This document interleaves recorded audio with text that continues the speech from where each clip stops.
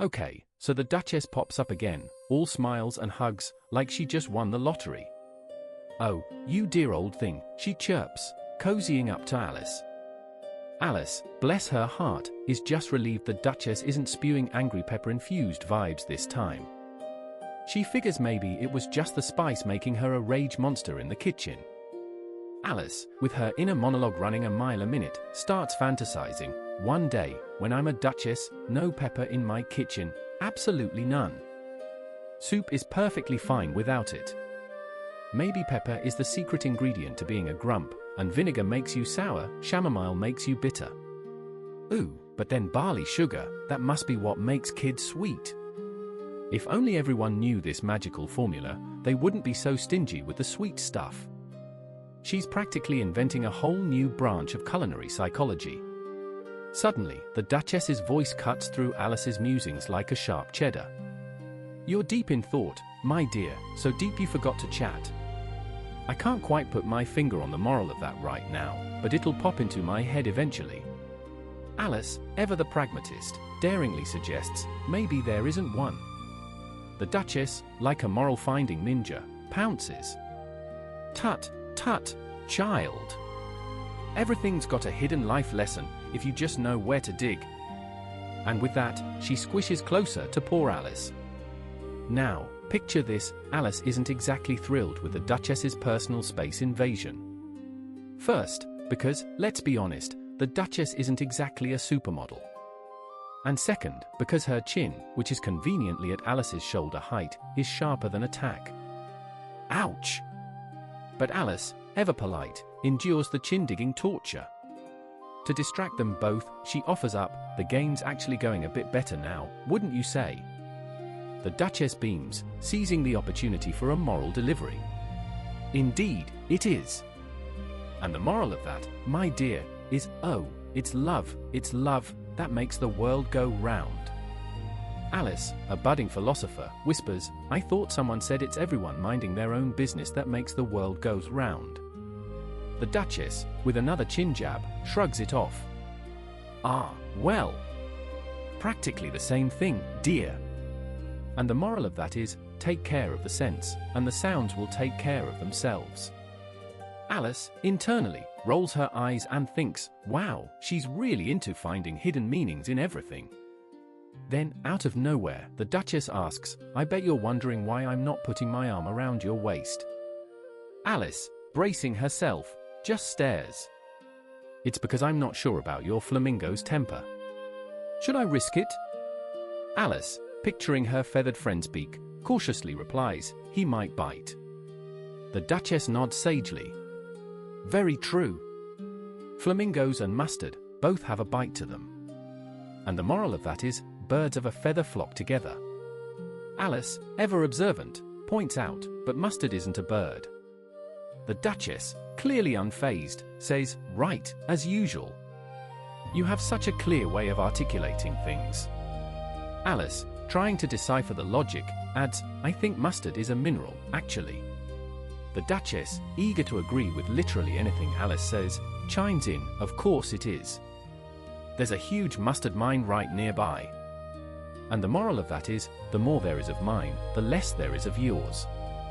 Alice, completely missing the mine part, exclaims, "Oh, I know. It's a vegetable. Doesn't look like one, but it totally is." The Duchess, still in full agreement mode, declares, "Absolutely.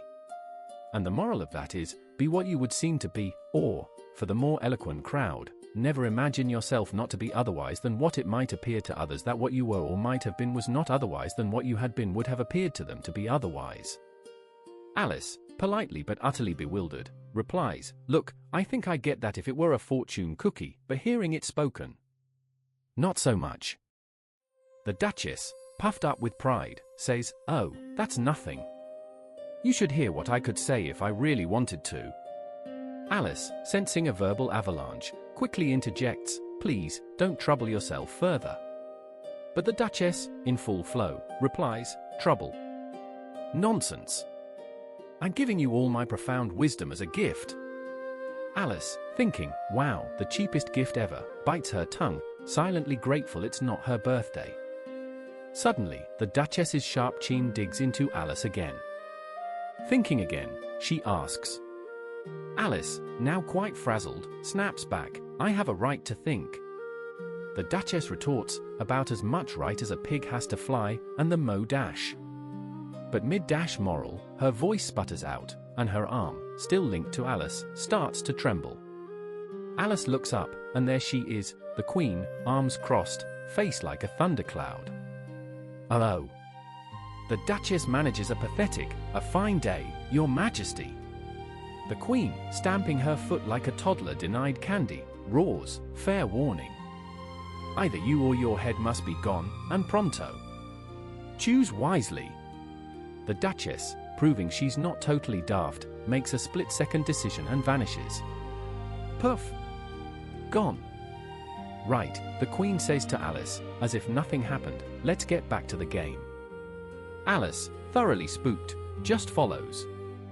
Everyone else, who'd been slacking off in the shade, suddenly sprints back to the croquet pitch, knowing a moment's delay means a date with the executioner. The Queen, predictably, spends the rest of the game bickering and yelling for heads to roll. Soon, all the players except the King, the Queen, and Alice are in custody, sentenced to a very final timeout. The Queen, finally out of breath from all the yelling, turns to Alice. Seen the mock turtle yet? Alice replies, no, and honestly, I don't even know what that is. The Queen, in a tone that suggests it's a completely normal question, says, it's what mock turtle soup is made from, obviously. Alice, still none the wiser, admits, never seen one, never heard of one.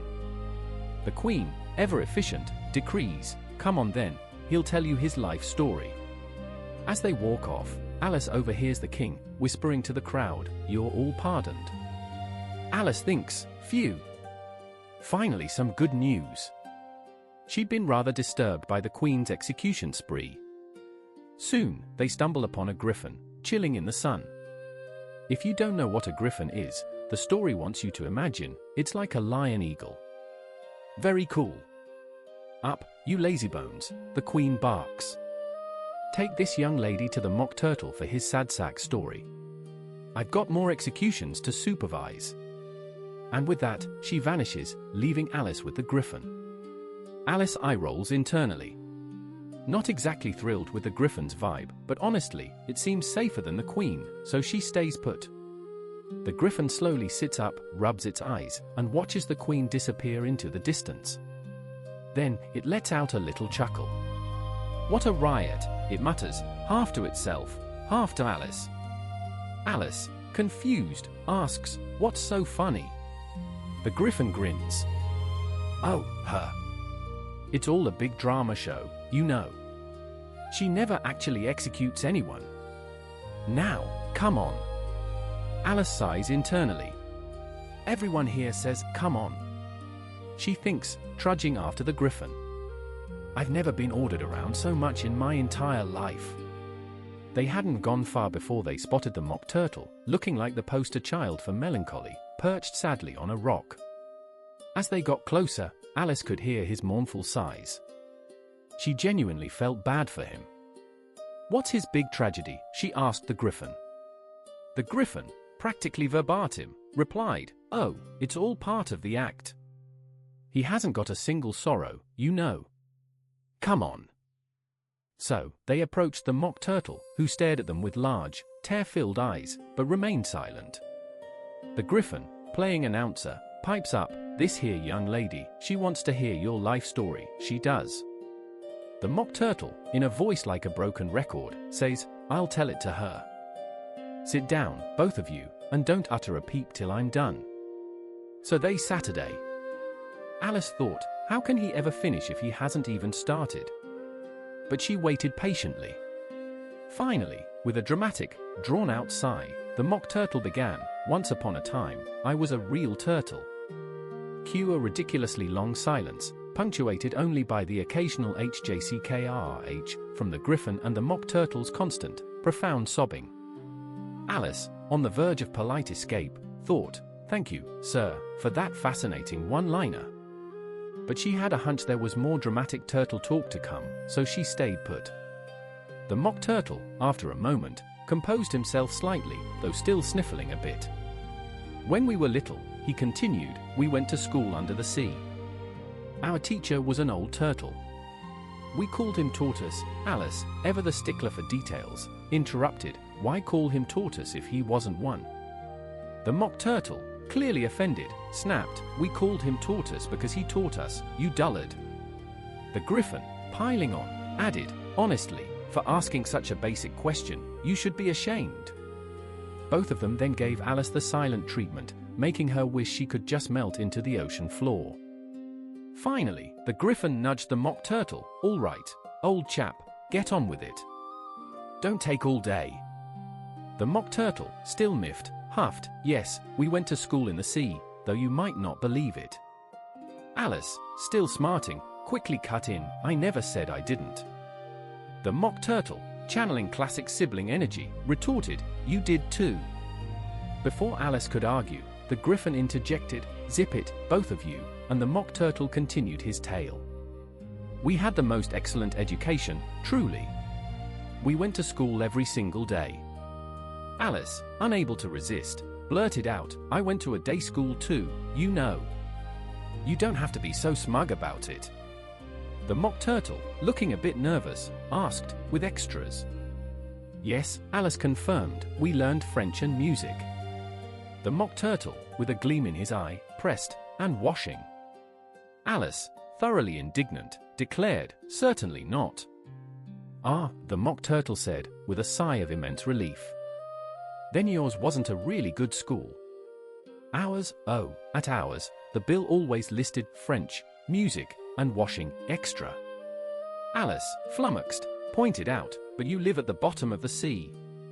You couldn't possibly have needed washing lessons. The Mock Turtle sighed dramatically. Couldn't afford the lessons, you see. I only took the standard curriculum. And what was that? Alice asked, intrigued despite herself. Reeling and writhing, of course, to start, the Mock Turtle replied. Then the various branches of arithmetic, ambition, distraction, uglification, and derision.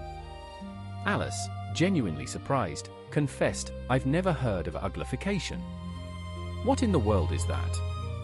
The Griffin, looking utterly floored, threw up both its paws dramatically. What? Never heard of uglifying, it exclaimed. You know what beautifying is, I presume. Alice, hesitant, replied, yes, it means to make something prettier. The Griffin, with a triumphant smirk, declared, well then, if you don't know what to uglify is, you, my dear, are a simpleton. Alice, feeling a familiar blush of embarrassment, decided against asking any more questions about uglification. Instead, she turned back to the Mock Turtle.